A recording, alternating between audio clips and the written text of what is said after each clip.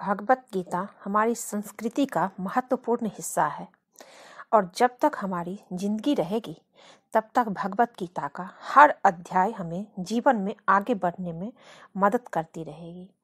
श्री कृष्ण के गीता में कहे हुए वचन हमारी जिंदगी के जवाब है। कृष्ण कहते हैं, सुख गया तो दुख दरवाजे पे आने के लिए तैयार खड़ा है। एक के लिए आप दुख करेंगे तो आने वाली अच्छी खबर के लिए जल्द ही सुख को भी आना पड़ेगा। जिसने भी धरती पर जन्म लिया है उसे अपने फर्ज तो पूरे करने ही पड़ेंगे, वरना समाज में कहीं उसे जगह नहीं मिलती। जब भी कोई काम उनसे होने वाले फायदे से शुरू होता है तो वो काम नहीं स्वार्थ हो जाता है। श्री कृष्ण कहते हैं, जो धर्म कहता है उसके अनुसार कर्म तो करना ही चाहिए।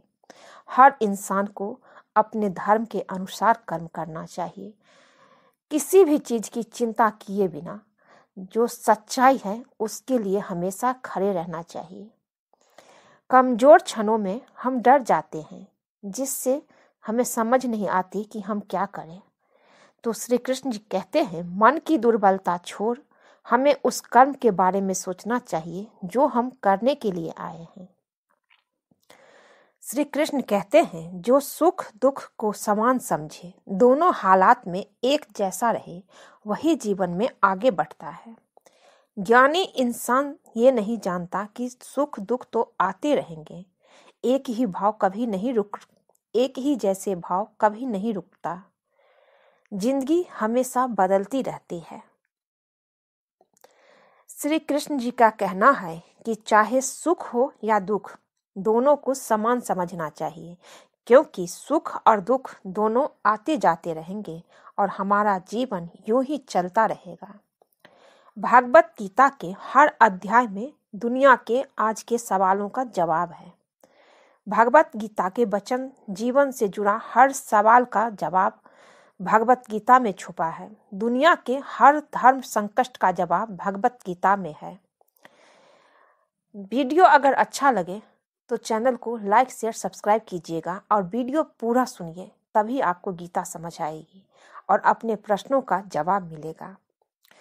तो श्री कृष्ण जी कहते हैं, स्वयं को कमजोर मानकर बात को छोड़ देना ये सही नहीं है। श्री कृष्ण कहते हैं, हमें कभी भी खुद को निराश नहीं करना चाहिए। अगर परिस्थितियां हमें निराश भी करें तो हमें ज्यादा समय निराश नहीं बैठना चाहिए, क्योंकि निराश या उदास बैठने से हमारा समय अच्छा नहीं होता, बल्कि हमारे सोच में नकारात्मक सोच आ जाती है, जिससे हम कुछ अच्छा नहीं कर पाते। भविष्य में क्या होगा ये कोई नहीं जानता। विधि ने क्या विधान लिखा है उसके बारे में किसी को नहीं पता, लेकिन वर्तमान में क्या करना है ये निर्णय हमारे हाथ में है।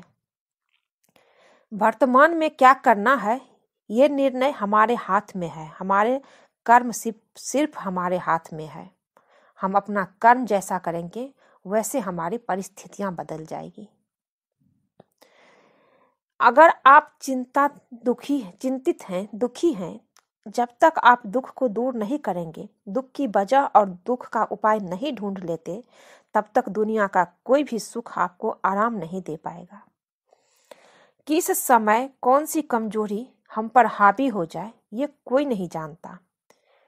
इस दुनिया में किसी बात का शोक नहीं करना चाहिए। हम आते हैं और चले जाते हैं, हम फिर से आते हैं, इसी तरह समय का चक्र चलता रहता है। जैसे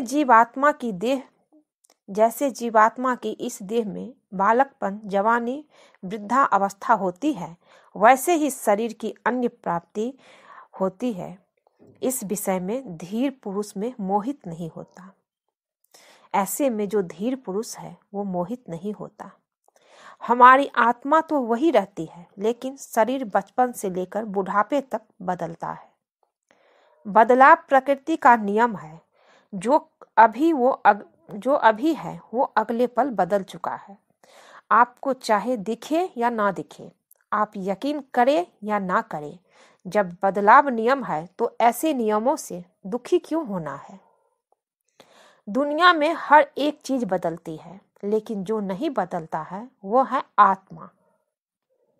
जो छूट गया है, जो झूठ है, उसका कोई मूल्य नहीं, मिली सिर्फ सच का है।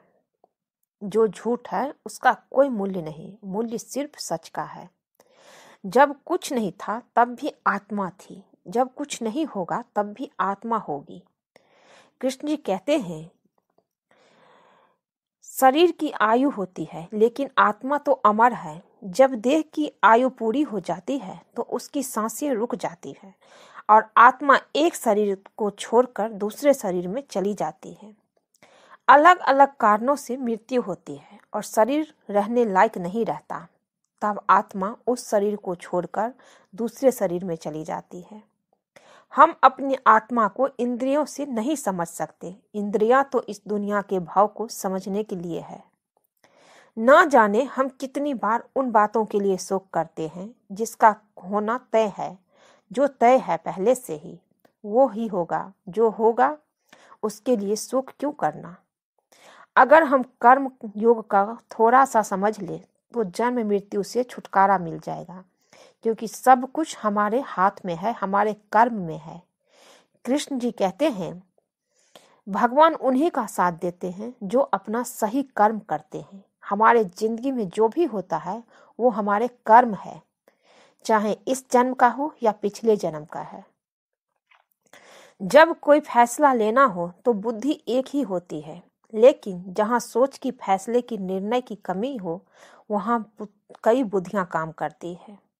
जब कोई निर्णय नहीं ले पाते हैं तो ना जाने कितनी दिशाओं में ध्यान लग जाता है।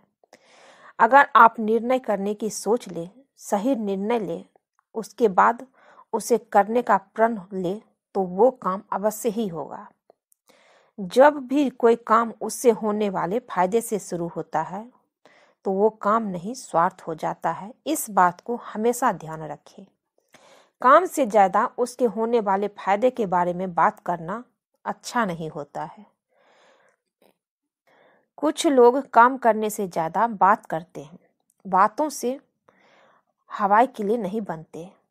हमें ऐसे ढोंगी लोगों से बचना चाहिए जो सिर्फ बड़े बड़े बात करते हैं। इस इंसान के दिल में भगवान और अपने काम के प्रति लगन होनी चाहिए।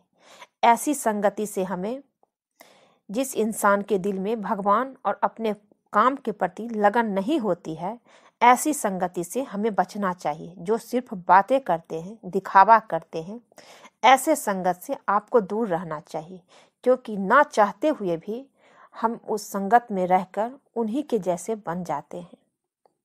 वेद भी सिर्फ 3 गुणों में सीमित हो जाते हैं। इसके आगे है कर्मयोग। जैसा करोगे वैसा ही फल मिलेगा। कर्म करो, लेकिन उससे जुड़े सुख दुख से लगाव मत करो। जिसने ब्रह्म तत्व को समझ लिया उसके लिए वेदों की कोई आवश्यकता नहीं। कर्म का खेल इतना बड़ा है कि कर्म के आगे सारे ज्ञान छोटे पड़ जाते हैं, इसलिए कर्म को समझना पड़ेगा। पोथी और वेद से ही आपको सफलता मिलेगी, ऐसा सोचना गलत है। कर्म योग सबसे बड़ा ज्ञान है, क्योंकि जब आप कर्म करेंगे तभी आपको सफलता मिलेगी। कर्म करना है, लेकिन सिर्फ फल के लिए नहीं। कर्म करो अपना धर्म और अपना कर्तव्य समझकर। कर्म करो, फल की चिंता मत करो। जो फल के लिए काम करते हैं उन्हें हमेशा असफल होने का डर रहता है, इसलिए वो अपने कर्म को अच्छे से नहीं कर पाते। लग्न सिर्फ काम में और भगवान में रखो, तभी हमारी बुद्धि अच्छे से काम कर पाती है। अगर हम अपनी सारी शक्ति क्षमता अच्छा कर्म में लगाएं और फल को भूल जाएं, इससे आपका ध्यान सिर्फ कर्म में रहेगा, जिससे आप उस काम में और बेहतर तरक्की मिलेगी। अगर कर्म किया है तो फल कहाँ जाएगा? फल तो मिलेगा ही। जब बुद्धि मोह में के दलदल में से निकल जाती है तब परमात्मा के पास आने की राह मिल जाती है। जब भी बुद्धि मोह के दलदल से निकल जाती है तब परमात्मा के पास आने की राह निकल जाती है। दुनिया में रहकर भी दुनियादारी से बचना, दुनियादारी से बचना ही बुद्धि को स्थिर करता है। जिसको संतुष्टि शांति के लिए किसी और पर निर्भर नहीं रहना पड़ता, वो अपनी कामना को त्याग सकता है। रिश्ते, धन, ऐश्वर्य बुरे नहीं है, इससे मोह करना बुरा है।